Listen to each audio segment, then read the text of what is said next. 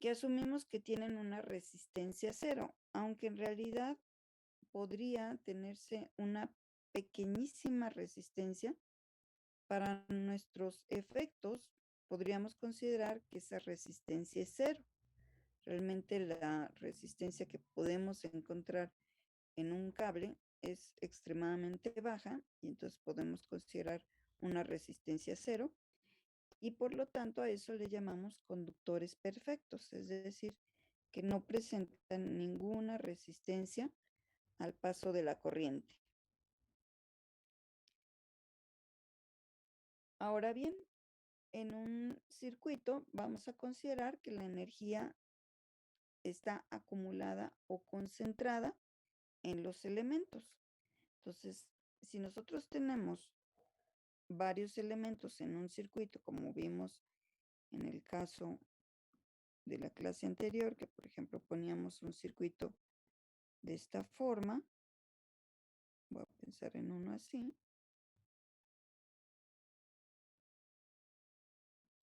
realmente la energía se acumula o se concentra en cada uno de estos elementos de circuito.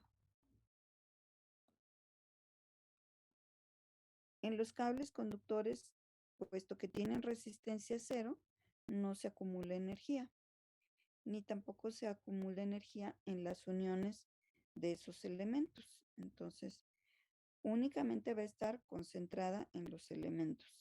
Entonces, en cada uno de ellos es en lo que encontraríamos. Puede ser una resistencia, puede ser una fuente, puede ser un capacitor, etcétera.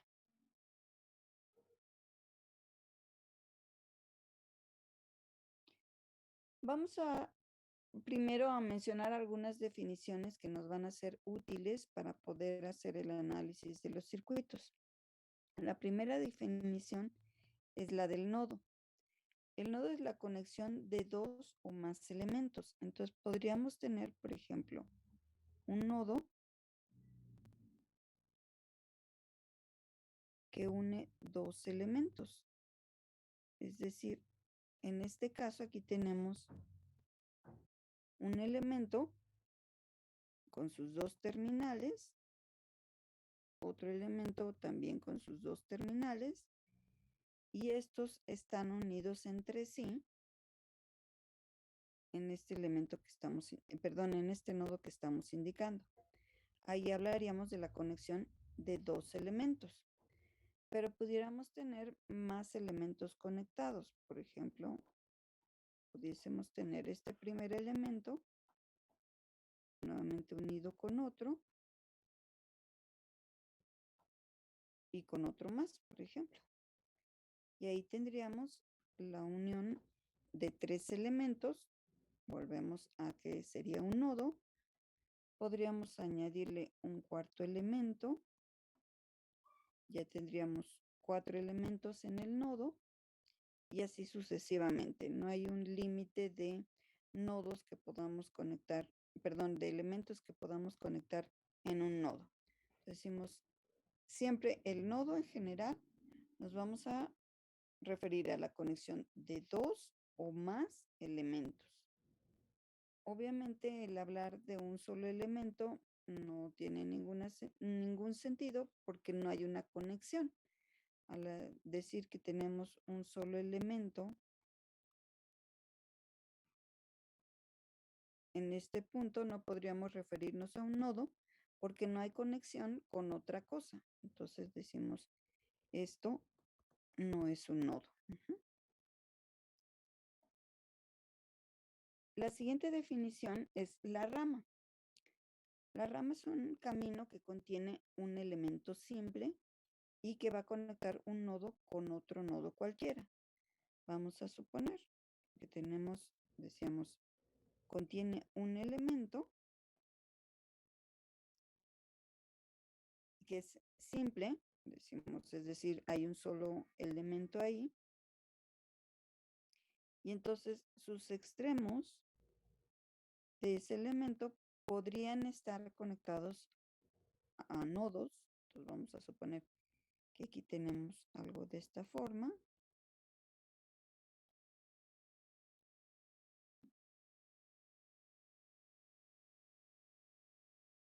Entonces, esto que tenemos aquí nos representaría una rama. Decimos, es un camino que contiene un elemento simple, aquí está el elemento simple, conecta a un nodo, este es un nodo del lado derecho y este es el nodo del lado izquierdo.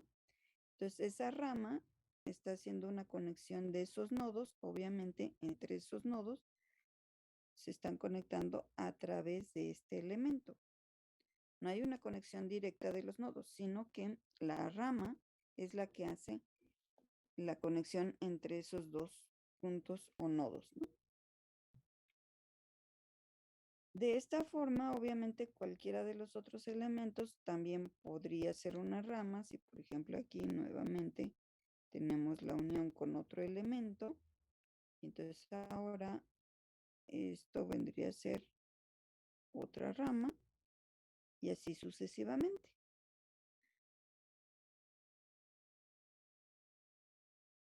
Finalmente, el lazo o malla es una vía cerrada. Si nosotros observamos en una rama, tenemos este punto y este que se están uniendo, y entonces nada más tenemos el elemento entre esos dos nodos. En el lazo o malla se crea una vía cerrada que puede contener más de un elemento de circuito. Si, por ejemplo, nosotros tenemos algo de esta forma,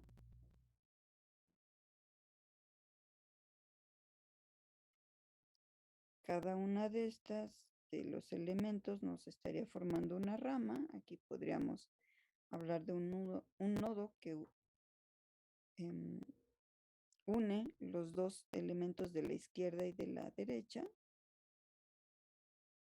En este punto, el nodo de la derecha une el elemento superior con el elemento de la derecha.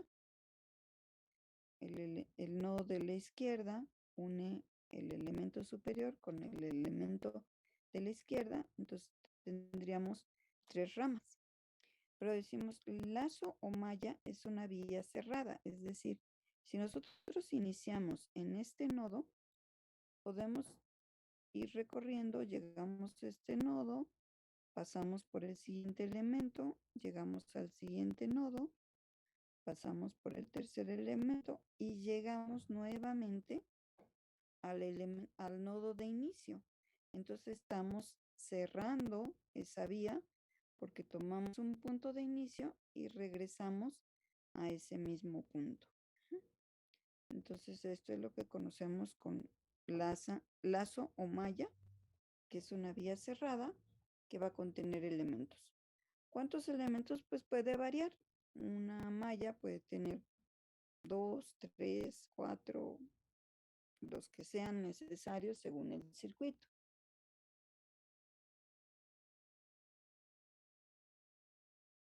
Ok. ¿Dudas con respecto a estas definiciones? Ok. Entonces vamos a iniciar con la ley de corrientes de Kirchhoff. Lo que vamos a considerar en la ley de corrientes de Kirchhoff es, primero, una carga total en un volumen, esto que estoy poniendo aquí encerrado en un círculo, que es un nodo. Esta vez, ahorita nos vamos a estar refiriendo a volumen, no a voltaje. Ahorita lo vamos a ver como un volumen de un cuerpo, una masa. Entonces, vamos a tener una carga total en este volumen y esa carga total la vamos a denominar como Q. Entonces, si nosotros consideramos este nodo en el que hubiese, por ejemplo, tres ramas conectadas, en cada una de esas ramas nosotros podríamos hablar de corrientes. Recuerden que la corriente no es más que el movimiento de cargas. Si nosotros estamos suponiendo que aquí hay en este volumen una carga, podríamos asumir que se puede dar el movimiento de cargas. Entonces vamos a suponer que decíamos arbitrariamente, nosotros decimos que en cada una de las ramas que están conectadas a este nodo las corrientes están saliendo, salen del nodo. En el caso de esta corriente que hemos denominado I1, hemos indicado que el sentido es saliendo del nodo y se desplaza hacia la izquierda.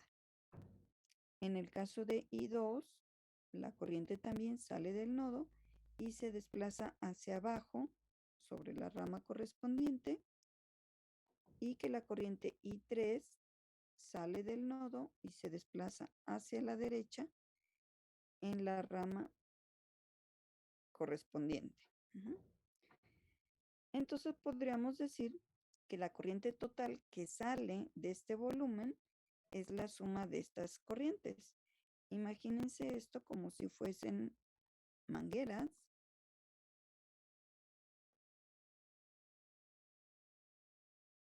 o tuberías por las cuales está circulando corriente. En este caso, por ejemplo, corriente de agua, ¿no? Entonces vamos a ver de esta forma como corrientes que están saliendo del nodo, pues como corrientes que están saliendo a través de tuberías. Entonces, esto equivale a decir que en el volumen B sale carga. Recuerden que la corriente es carga por unidad de tiempo. Es el movimiento de las cargas. Entonces, carga por unidad de tiempo. Y entonces la forma de determinarlo, pues viéndolo de esta forma, es esta corriente que sale I1 más la corriente que sale I2 más la corriente que sale I3.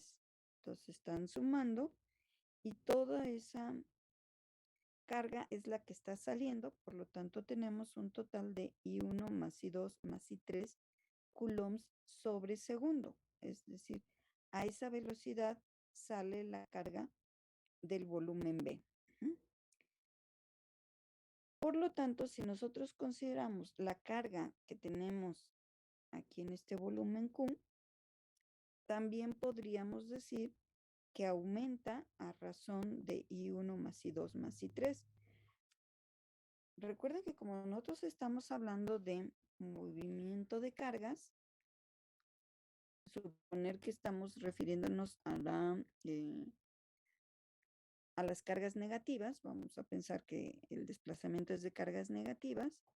Entonces, al haber desplazamiento de cargas negativas, nos quedan en el volumen cargas positivas. Por lo tanto, va a haber un aumento de cargas positivas en este volumen B a esa misma razón. Es decir, si nosotros desplazamos una carga negativa, pues nos va a quedar una carga positiva. Si desplazamos otra carga negativa, ya fueron dos cargas negativas, pues están quedando dos cargas positivas en el volumen y así sucesivamente. Entonces, podríamos también verlo de esa manera.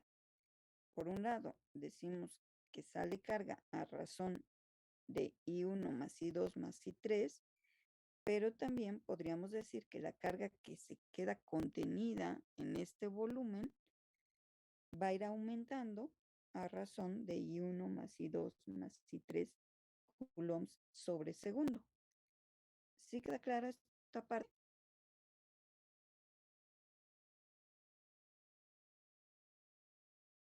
Sí. Ok. Bueno.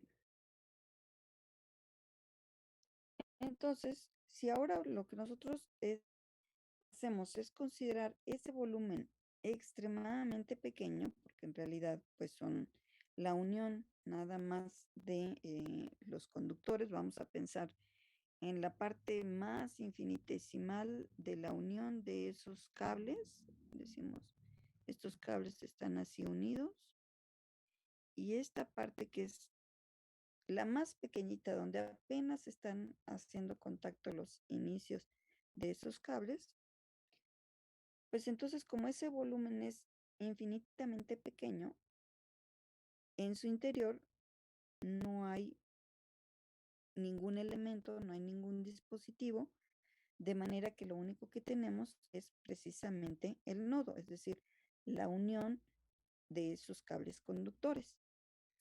Pero habíamos mencionado que los cables no pueden almacenar energía, por lo tanto, no almacenan carga, no destruyen carga, ni tampoco generan carga a los nodos. Entonces, no hay manera de que sirva eso como una especie de manantial del cual está saliendo cargas. Decimos no. Tampoco puede ser como un sumidero en el que si fueran al contrario las corrientes y todas entraran, ahí desaparecieran, tampoco puede ser, ni tampoco que se fueran acumulando. Las cargas tampoco se pueden acumular porque no se pueden almacenar en un conductor. Las cargas se desplazan a través del conductor, pero no se pueden almacenar. Entonces, este cambio en la carga que habíamos mencionado, que decíamos va a ser la suma de I1 más I2 más I3, es un cambio tan pequeño, decimos dQ en dt, estamos manejando un volumen tan pequeño que no puede almacenar, que por lo tanto ese cambio en realidad es cero. Entonces, con esto lo que nosotros llegamos es a la conclusión de que la suma de todas las corrientes que salen es igual a cero. Entonces, porque no podríamos estar, decía, ni generando cargas, ni destruyéndolas, ni almacenando. Entonces, si nosotros vemos exactamente aquí en el nodo, dentro de este nodo, que estamos considerando un volumen muy pequeño, la carga es cero. No se puede almacenar ahí nada de carga. Hay desplazamiento a través de los conductores, pero en la unión no se puede almacenar carga. Por lo tanto, llegamos a la conclusión de que decimos la carga total contenida ahí es cero, y si la carga total es cero, pues entonces este cambio que tenemos de carga también es cero. Entonces, la suma de todas las corrientes que están saliendo del nodo es igual a cero. Entonces, esto nosotros podríamos Profesora, sí, perdón, disculpa, a mí no me quedó en la página anterior. Ahí no en la me quedó anterior, el primer punto de. No, en la otra. en En esta. donde estábamos. Ahí. Ujú. No me quedó claro el punto del volumen. Sí, lo que pasa es que decía, vamos a pensar que realmente nosotros lo que estamos haciendo es uniendo cables, ¿no? Decimos, realmente estas líneas que estamos poniendo aquí, decimos, son cables. Los elementos, pues ya vendrían por acá, ya vendría aquí la conexión posiblemente de elementos. Entonces aquí lo que nosotros tenemos son cables que se están conectando en este nodo. Entonces, bueno, lo que decimos, pues el cable realmente es algo pequeñito. Vamos a suponer esto, ¿no? Realmente estamos haciendo así. Lo estoy obviamente amplificando. Realmente esto ni siquiera tampoco es así totalmente plano. Podríamos incluso decir que nos queda una superficie por ahí así regular, no tan. Entonces, lo que está haciendo contacto realmente es un volumen extremadamente pequeño. Entonces, cuando nosotros ya unimos esto en un nodo, los unimos, entonces nos queda un volumen muy pequeño, en el cual podríamos considerar que no hay cargas, no hay manera de almacenarlo porque es un volumen muy pequeñito. Ujú. Además de que estamos hablando de que son conductores eléctricos que lo que permiten es el desplazamiento de las cargas, pero no su almacenamiento. Entonces, se están moviendo a través de esos cables conductores, pero no se pueden quedar ahí detenidos. No hay una carga que se quede aquí detenida y ahí se queda almacenada. No, siempre están en constante movimiento y por lo tanto decimos, si nosotros hablamos de que estuviésemos como tratando de considerar que aquí hay lo que decía al principio, un aumento de carga o una disminución de carga, según el enfoque que le demos, ya sean cargas positivas o cargas negativas, de cualquiera de las dos formas. Si nosotros hablamos de que aquí vamos a pensar en este volumen como un incremento de cargas, realmente como es un volumen pequeño en el cual no se pueden almacenar cargas, entonces lo que tendríamos es que este cambio de la carga por unidad de tiempo es cero. Entonces, si lo estamos viendo en un nodo como tal, en un elemento puede haber almacenamiento de cargas, dependerá del elemento. Cuando nosotros vayamos más adelante, veremos que hay elementos que sí pueden almacenar cargas y otros que no. Por ejemplo, las resistencias tampoco almacenan eh, cargas, ¿no? ¿Sí queda claro hasta aquí? Ok. Entonces, bueno, si nosotros nos quedamos con esa relación de que la suma de las corrientes nos genera un cambio en la carga y que ese cambio en la carga realmente encontramos que en el nodo es cero, entonces podemos resumir de una primera forma, esta es una primera forma de establecer la ley de corrientes de Kirchhoff. Muchas de las veces la vamos a abreviar como LSK. Y la expresión es que la suma, aquí estamos hablando de suma de las corrientes que salen de un nodo es cero. Entonces, recordar que en la gráfica o en el diagrama propusimos que todas las corrientes estaban saliendo del nodo. Entonces, por eso estamos diciendo la suma de las corrientes que salen.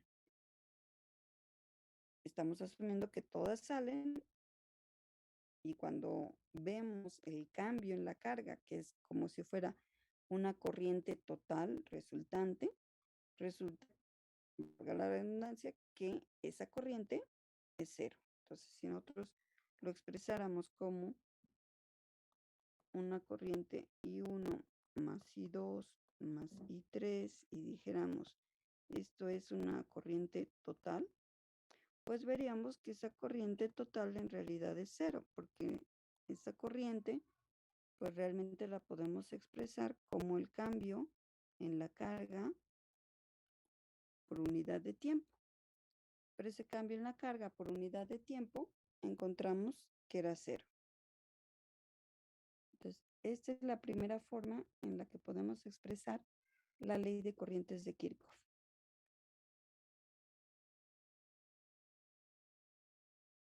Bien, vamos ahora a suponer, decíamos que las corrientes, nosotros podemos establecer arbitrariamente el sentido en el que circulan. Vamos a suponer que ahora dirigimos todas las corrientes entrando hacia el nodo. Nuevamente vamos a considerar un volumen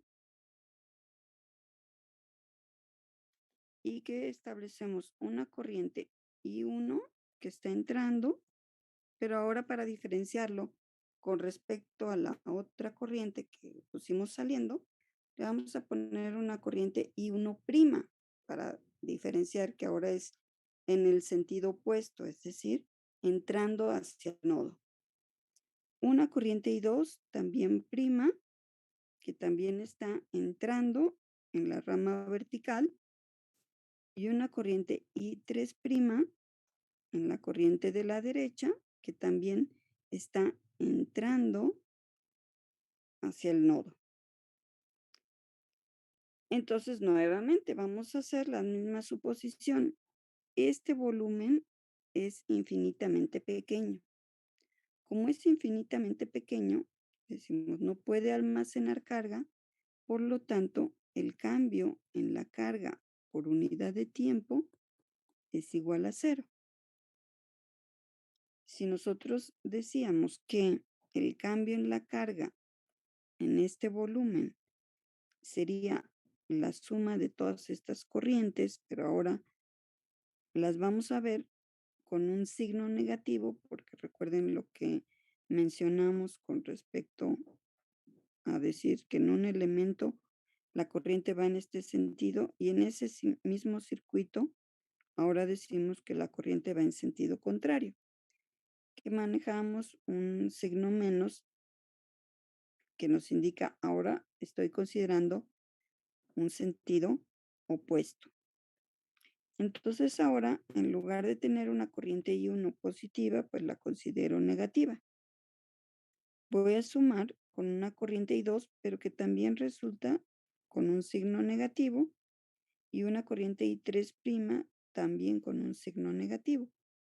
Por lo tanto, me van a quedar menos I1', menos I2', menos I3', sería la suma de todas las corrientes que ahora entran.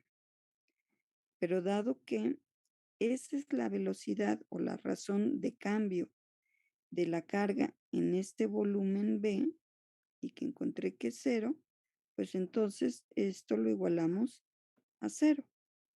Que decimos, la suma de las corrientes nos va a dar la razón de cambio de la carga en el volumen B. Pero como nuevamente estamos considerando que el volumen B es muy pequeñito y que el cambio en la carga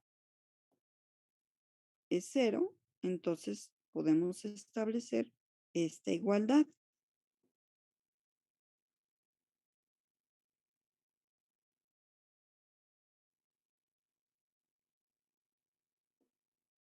Bien. Entonces ahora lo que podemos nosotros decir, la otra forma de expresar la ley de corrientes de Kirchhoff, nuevamente hablamos de una suma de las variables de corriente dirigidas hacia el nodo. Antes decíamos que salían, o podemos decir corrientes que entran al nodo o dirigidas hacia el nodo. Su suma es igual a cero. En este caso, observar que cambiamos el sentido de todas las corrientes de las ramas conectadas al nodo. Si nosotros vemos para la corriente I1, para la corriente I2, para la corriente I3, cambiamos su sentido. Originalmente I1 estaba saliendo, I2 estaba saliendo, e I3 también estaba saliendo. Y ahora estamos cambiándola a que todas las corrientes están entrando hacia el nodo o que las estamos dirigiendo hacia el nodo. Entonces, por eso ahora nos queda la suma de las variables de corriente dirigidas hacia el nodo es cero, o la suma de las variables de corriente que entran al nodo es cero. Entonces, nos va a dar siempre cero la suma de todas esas corrientes que entran. Aquí vamos a poder hacer un análisis comparando con el primer diagrama que manejamos. Lo que decíamos, la corriente I1 lo puedo ver como la corriente I1', pero con un signo negativo. Nosotros teníamos esto, decía,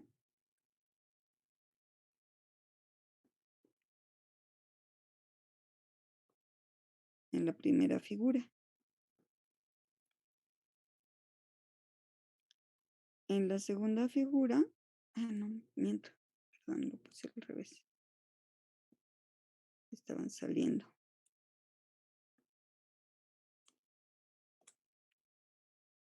I2 e I3. Y aquí están entrando y le ponemos I1', I2', e I3'. Entonces, la corriente I1 la podríamos ver como la corriente I1', pero con un signo negativo. En el diagrama, voy a regresarlo.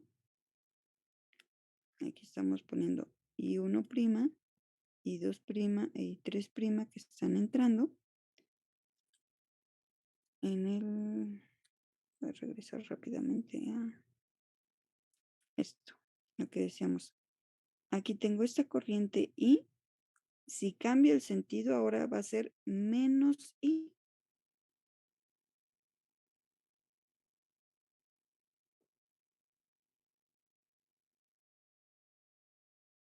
Entonces es lo que estamos haciendo aquí. Esta corriente I1, en realidad, cuando ahora tomamos el sentido que está entrando hacia el nodo, observar que estamos en esta misma rama tomando un sentido opuesto. Entonces I1 va a ser igual a menos la corriente I1'. La corriente I2 le sucede lo mismo. Ay, perdón, aquí les invertí estos.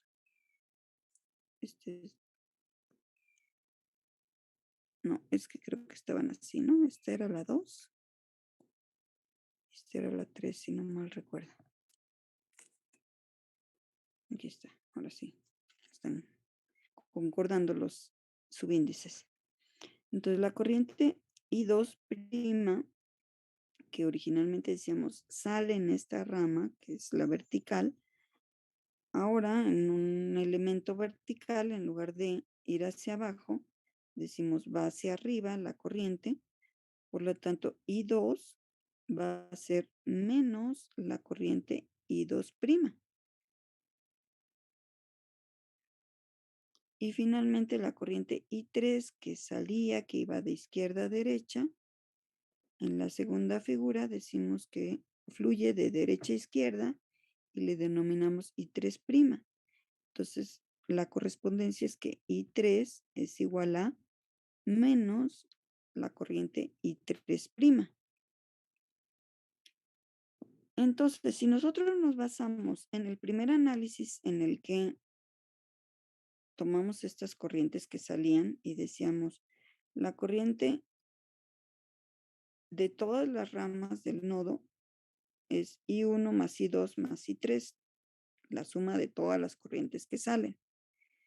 Pero ahora vamos a sustituir cada corriente I1 por su equivalente en la segunda figura. I1 corresponde a menos I1'. I2 corresponde a menos I2' e I3 corresponde a menos I3'. Bueno, pues podemos ver que todos tienen signo negativo, podemos factorizar este signo y nos queda la suma de I1' más I2' más I3'. Y sabemos que eso, nuevamente, nos lleva a que el cambio de la carga por unidad de tiempo en ese volumen pequeñito realmente es 0. Entonces, igualamos a 0 toda la ecuación y lo que estaríamos viendo es que independientemente de este signo, que podríamos multiplicar esta ecuación final por -1, nos va a quedar que la suma de las corrientes I1', I2' e I3' es igual a 0. Pero estas corrientes I1', I2' e I3' son corrientes que están entrando. Y eso nos llevó a lo que decíamos, la expresión general de que la suma de las variables de corriente dirigidas hacia el nodo o que entran al nodo es 0. Entonces, podríamos haber hecho el análisis así, tomando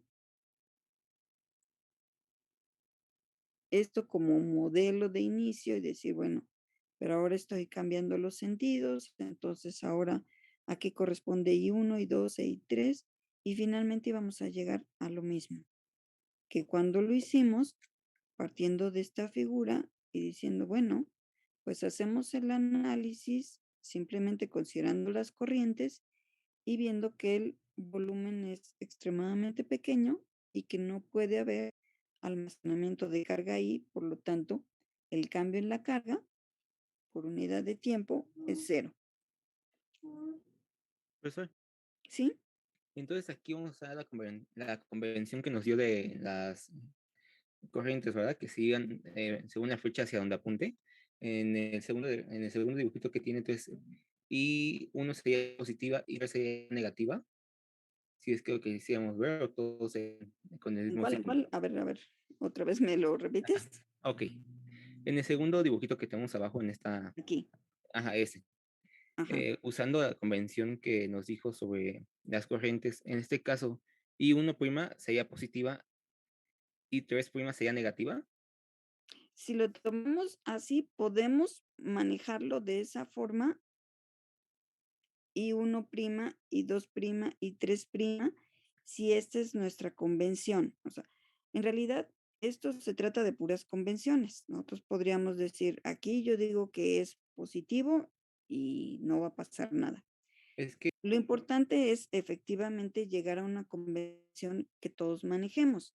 Si nosotros decimos que cuando son, cuando salen del nodo son positivas, entonces siempre que estén entrando a un nodo, las vamos a considerar negativas.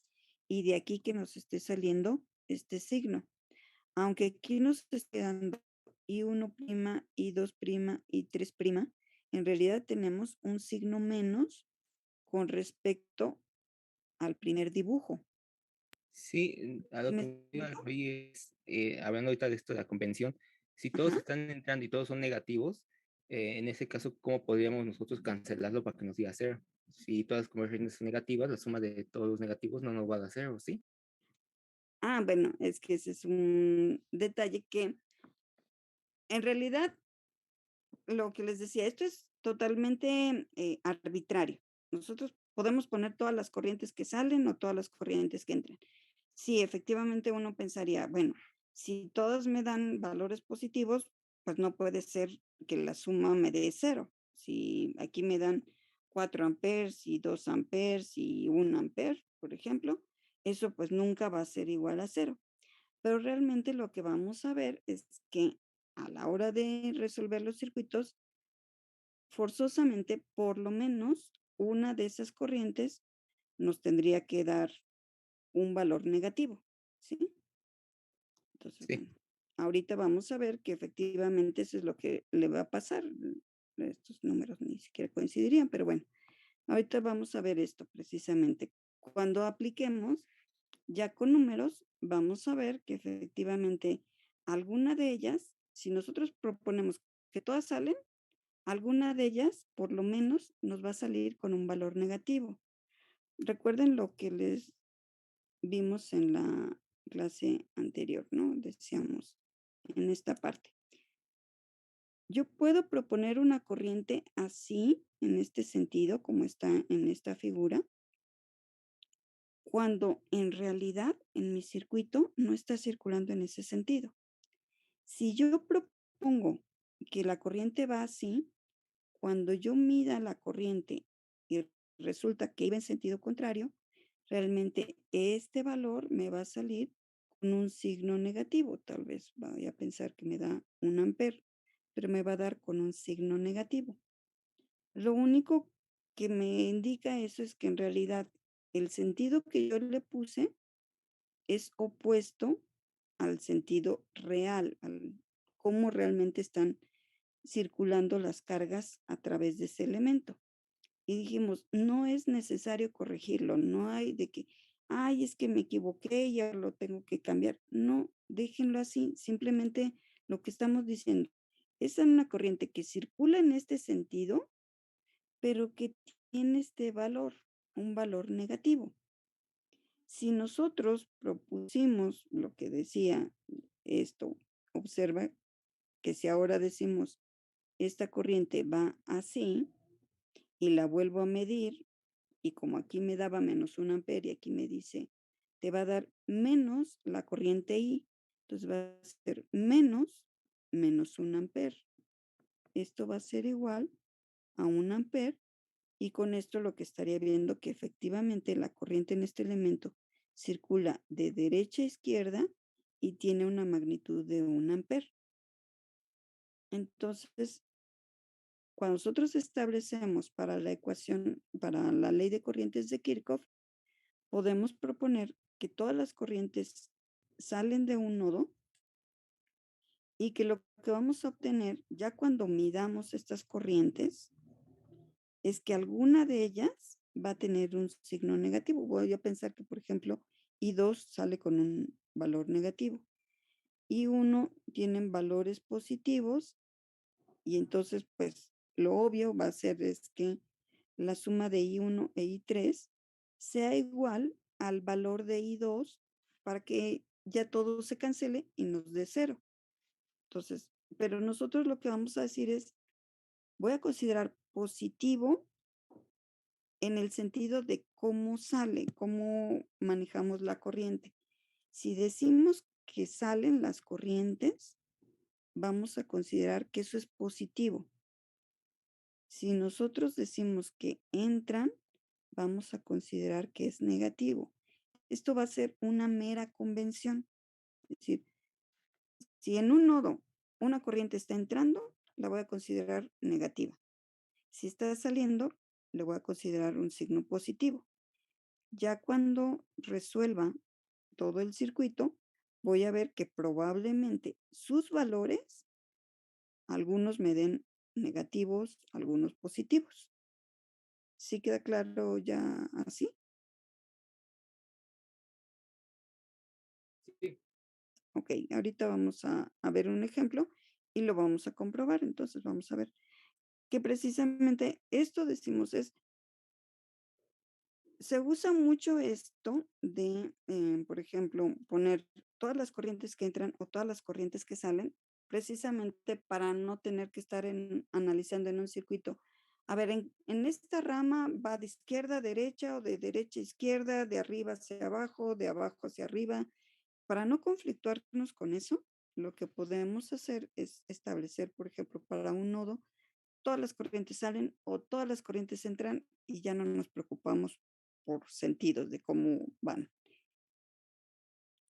Y ya después, si salieron valores negativos, no importa, los dejamos así los sentidos y así trabajamos el circuito. Lo único que vamos a ir es procurando conservar las convenciones que hacemos. Y ese es precisamente el siguiente caso que vamos a ver. Vamos a suponer efectivamente que tenemos corrientes en un nodo que salen, por ejemplo, I1 e I2, son dos corrientes que salen, y la corriente I3' es una corriente que entra. Vamos a suponer que nosotros establecimos en ese nodo que las corrientes están circulando de esa manera. Entonces, dos corrientes que salen del nodo o que se alejan y una corriente que entra al nodo o que está dirigida hacia el nodo. Otra vez volvemos a aplicar lo mismo que habíamos dicho, ¿no? Bueno, estoy considerando corrientes I1 e I2 positivas, entonces tengo I1 más I2. Pero ahora tengo una corriente I3' que está entrando, entonces esta la considero negativa. I3', como está entrando, contrario a las otras que salen, le voy a considerar un signo negativo. Nuevamente hacemos el mismo análisis, el volumen es extremadamente pequeño, no podemos almacenar carga ahí, el cambio de la carga por unidad de tiempo es cero en ese volumen, en ese pequeño volumen, el cambio en la carga es cero, por lo tanto, toda esta suma algebraica de corrientes, pues la igualamos a cero por esto que se da en el nodo. Si nosotros lo vemos de esta manera, llegué a esta ecuación, pero pues dado que aquí tengo un signo negativo, podría ser esa corriente que es negativa, pasarla del otro lado de la ecuación y quedarme de un lado de la ecuación las corrientes positivas, que son realmente las corrientes que salen, y del otro lado las corrientes negativas o las corrientes que entran. Entonces, visto de esta manera, a lo que llegamos es precisamente a esta relación. Tenemos de un lado de la ecuación todas las corrientes que están saliendo del nodo. Y del otro lado de la ecuación, las corrientes que entran al nodo. Y observamos aquí, y 1 más y 2 es igual a I3'. Aquí es como más claro que esto, para que se cumpla, tendría que ser lo que mencionaba anteriormente. La suma de estos dos tendría que ser igual a la magnitud de esta, pero pues entonces lo que vamos a tener son signos contrarios. Si lo tenemos de este lado, pues aquí tengo el signo menos, que me hace que ya efectivamente la suma algebraica sea 0.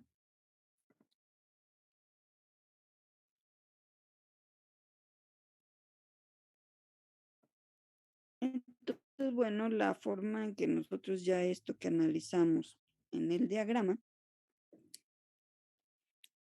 lo podemos resumir en una expresión como la que manejamos anteriormente de todas las corrientes que entran al nodo o todas las corrientes que salen del nodo, pues ahora la expresión para la ley de corrientes va a ser la suma de las dos corrientes que salen del nodo es igual a la corriente que entra.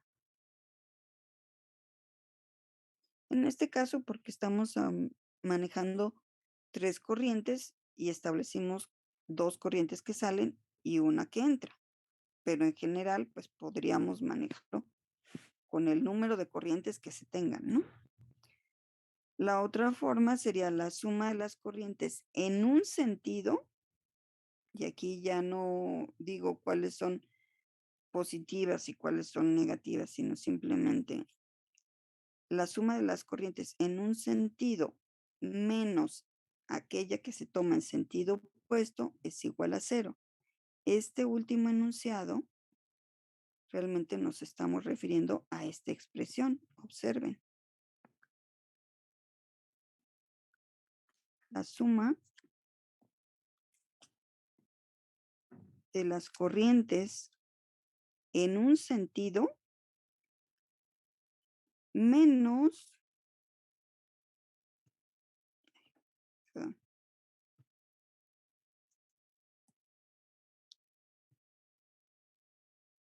uy, ya me voy a permitir, permítanme cerrarlo para que podamos.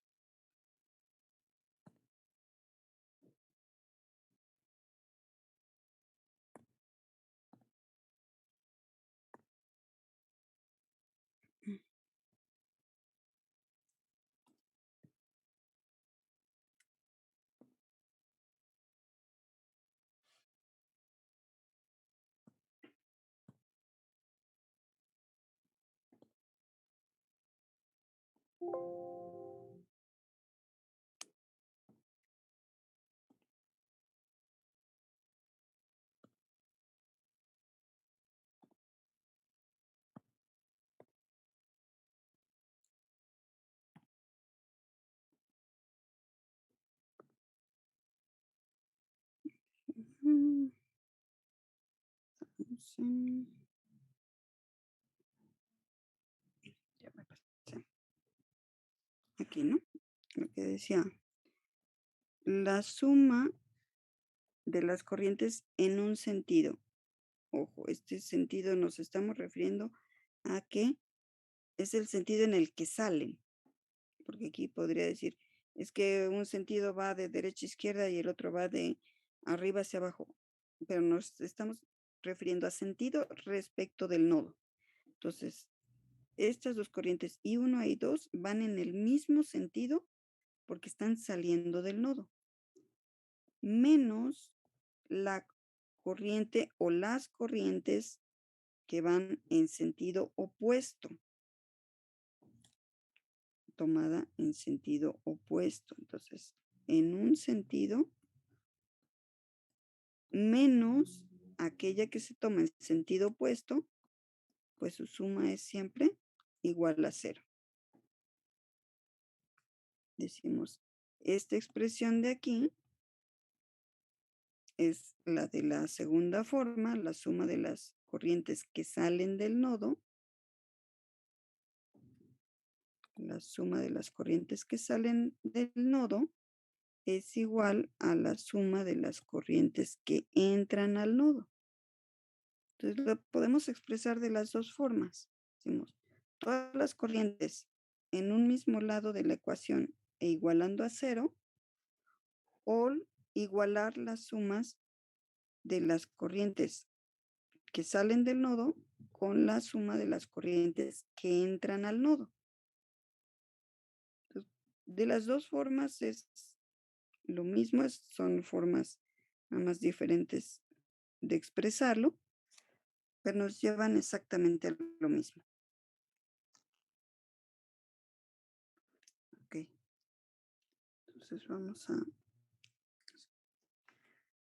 Otra vez, si nosotros nos basamos en esto de los cambios que dijimos con el signo negativo para las corrientes cuando las manejamos en las mismas condiciones, pero invirtiendo su sentido, en este caso, la corriente I1 e I2 están saliendo. La corriente I3 que nosotros originariamente la tomamos que sale, realmente es menos la corriente I3'.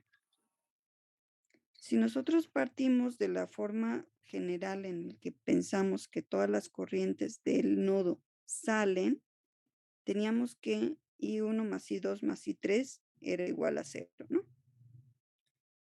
I1 e I2 permanecen igual porque en este diagrama otra vez estamos considerando que salen, pero I3 realmente está entrando, por lo tanto la sustituimos por menos I3', y eso lo igualamos a 0. Y de aquí nuevamente llegamos a esta expresión que es más clara en el sentido de que tenemos la suma de las corrientes que salen, que son I1 y I2. Las corrientes que entran siempre las manejábamos con la prima aquí indicando. Entonces ahora va a ser igual a la corriente I3'.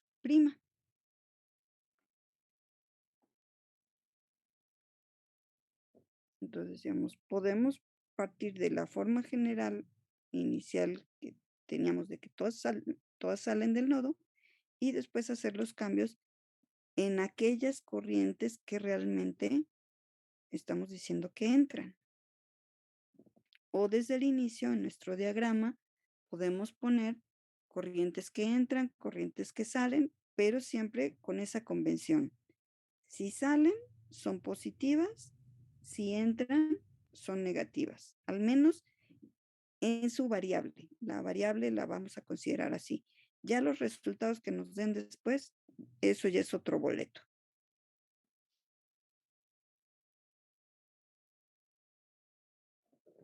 Podríamos también haber comenzado con la ecuación de las corrientes que entran al nodo, considerándolo al revés ahora. Voy a pensar en la forma esta de el diagrama en el que teníamos todas las corrientes I1', no, hacia arriba, I2' y I3', ¿no? I1', en realidad, como en este último diagrama que estamos considerando va así, para I2 también así y para I3 va así, I1' sería la menos I1 por esto que estamos haciendo, cambiando el sentido en el que circula. Entonces, I1' es menos I1. I2' también es menos I2, pero I3' se queda igual, no hay ningún cambio en eso. Entonces, si nosotros partimos de esta forma en la que dijimos Todas están entrando y todas entonces las considero negativas y las sumo menos I1, menos I2, menos I3 y su suma va a ser igual a 0. Ahora sustituyo I1', dejo este signo aquí, pero sustituyo lo que es I1'. I1' es menos I1. Luego sigue menos I2', pero I2' es menos I2. Y finalmente menos I3', que queda exactamente igual. Nuevamente pues factorizo. Esto sería menos I1 más I2 igual a, perdón, igual, menos I3' igual a 0 y por aquí se me fue un signo. No, está bien, está bien, está bien. Es que aquí le estoy poniendo el signo de más. Está menos y menos y menos y menos. Lo que estamos factorizando realmente es el más. Menos I3'.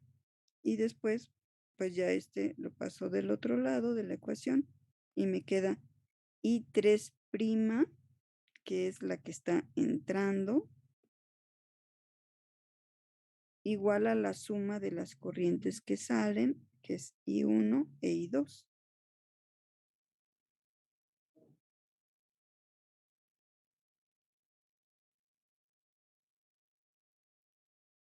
Ok, ahorita vamos a hacer un ejercicio a ver si nos da tiempo. Bueno, entonces puede ser establecida la ley de corrientes de Kirchhoff de las tres maneras que vimos. Eso va a depender de cómo nosotros asignamos las corrientes en el nodo. Si nosotros consideramos un caso de n conductores, es decir, no sé cuántos conductores estén ahorita, pusimos el caso específico de 3 conductores, pero podemos tener n conductores conectados a un nodo P.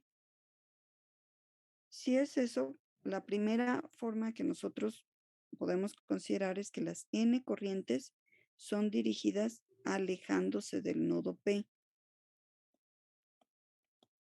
También decimos saliendo. Si nosotros ponemos que todas las corrientes n en un nodo están saliendo, podemos establecer la suma de todas las corrientes que salen del nodo es igual a 0. Y lo establecemos como una sumatoria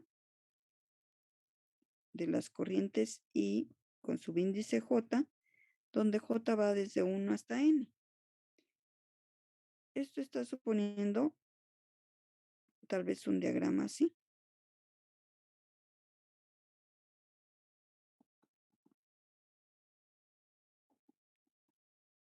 Voy a suponer una corriente I1, una corriente, bueno, perdón, I1, I2, I3, I4,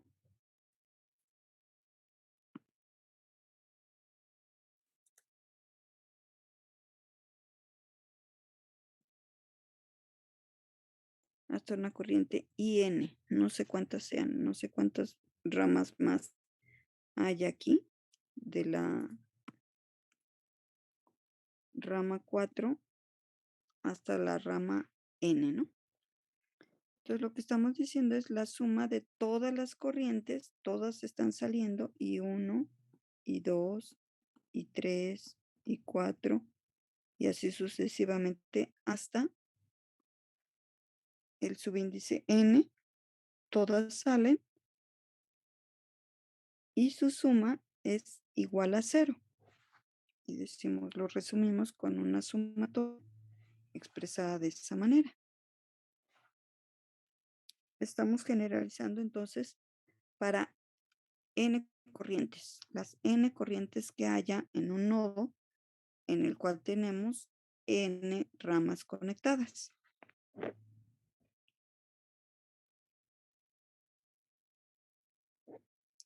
Si ahora las N corrientes las dirigimos hacia el nodo o entrando, entonces la ley de corrientes de Kirchhoff la podemos establecer como la suma de todas las corrientes que entran al nodo es igual a 0. Y le establecemos nuevamente como una sumatoria de las corrientes I', haciendo la referencia que las I' ahora son corrientes que entran, y nuevamente tendríamos un nodo donde tengamos una corriente I1, I2, I3, I4, etcétera, hasta una enésima rama. Entonces todas estas corrientes les ponemos la indicación de prima para diferenciarlas cuando están saliendo. Decimos todas las corrientes que entran, si hacemos su suma debe ser igual a 0.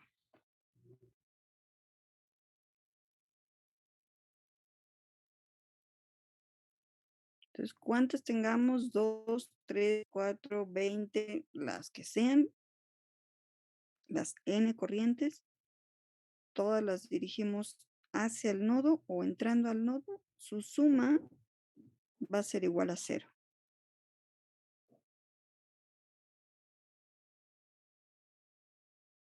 Nosotros consideramos que algunas corrientes se dirigen alejándose del nodo y el resto de las corrientes que están en, en el nodo están dirigidas hacia él, es decir, entrando.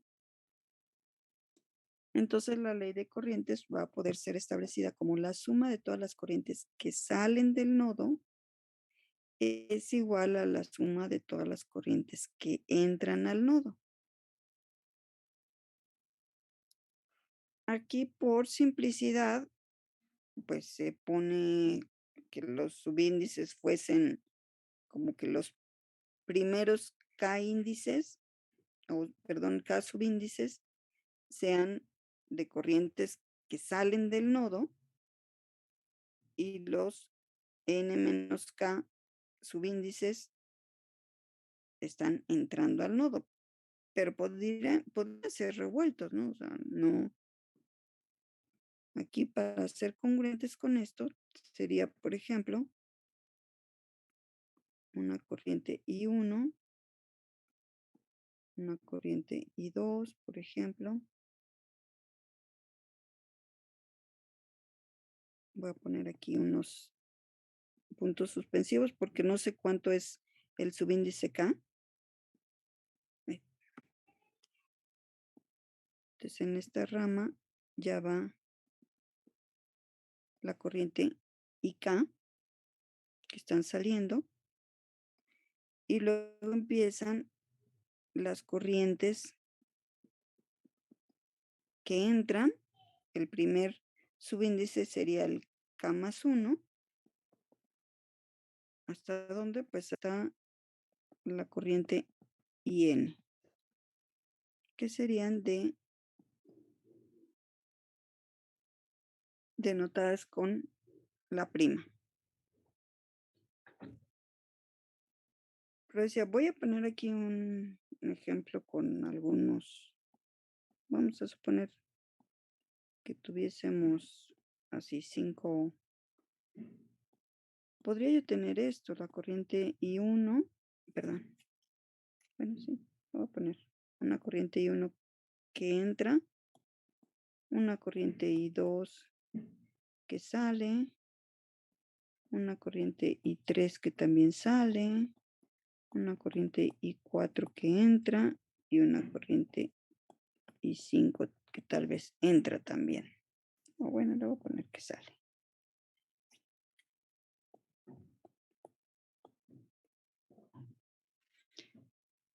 Eso ya cuando nosotros manejamos circuitos, O sea, no va a haber, no siempre vamos a poder poner el orden de que los primeros subíndices son de todas las corrientes que salen y los últimos subíndices son de las corrientes que entran, ¿no?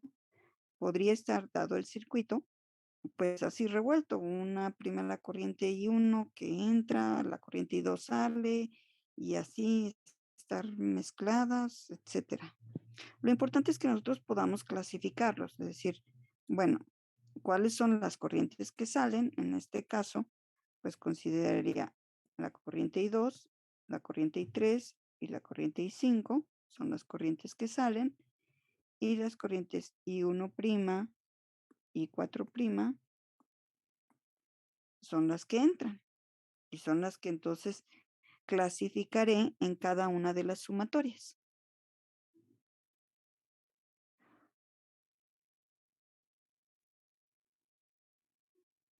Ok, ¿ya está aquí dudas?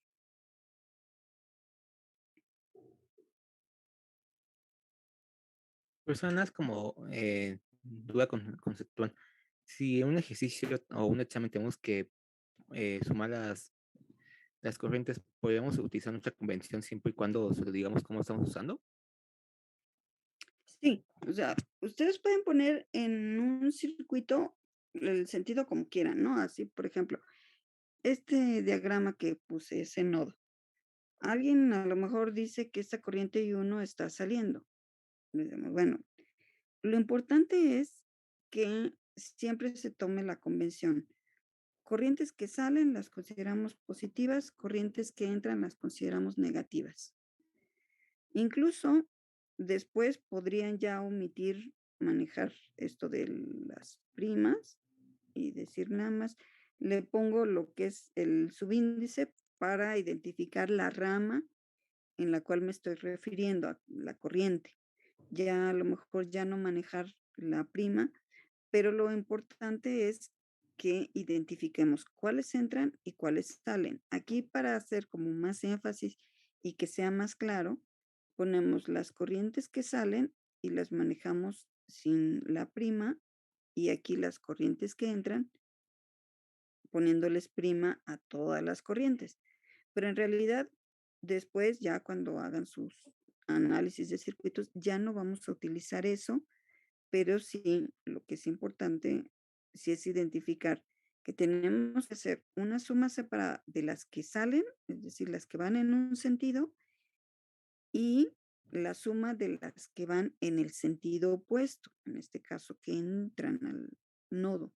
Entonces, eso sí tiene que poderse identificar bien por ustedes, ¿no? Es decir, ya no le pongo prima ni nada, simplemente número porque en mi nodo tengo 6 ramas. Ah, bueno, pues la rama 1, 3 y la 2, 2, ¿qué? 5 y 6, creo que dije 6, no sé cuántas dije, son las que entran. Entonces, eso sí es importante, que puedan identificar corrientes que entran, corrientes que salen y que las manejen en sumatorias independientes. ¿Si era por ahí la duda?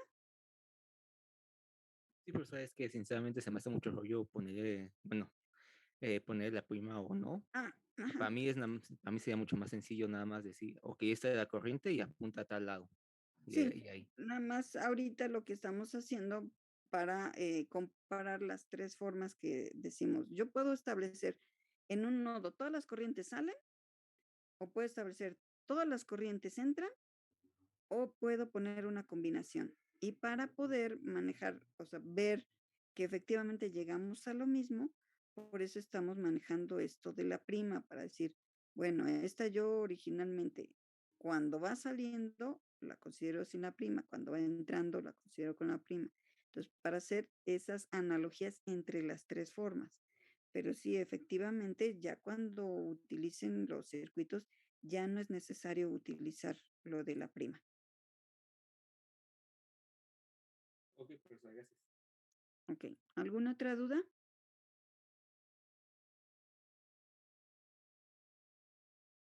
Ok. Entonces, si no hay dudas, am, chicos, con algunos que el día miércoles que tuvimos clase presencial, el viernes pues ya no tuvimos, ya no pude platicar con los demás.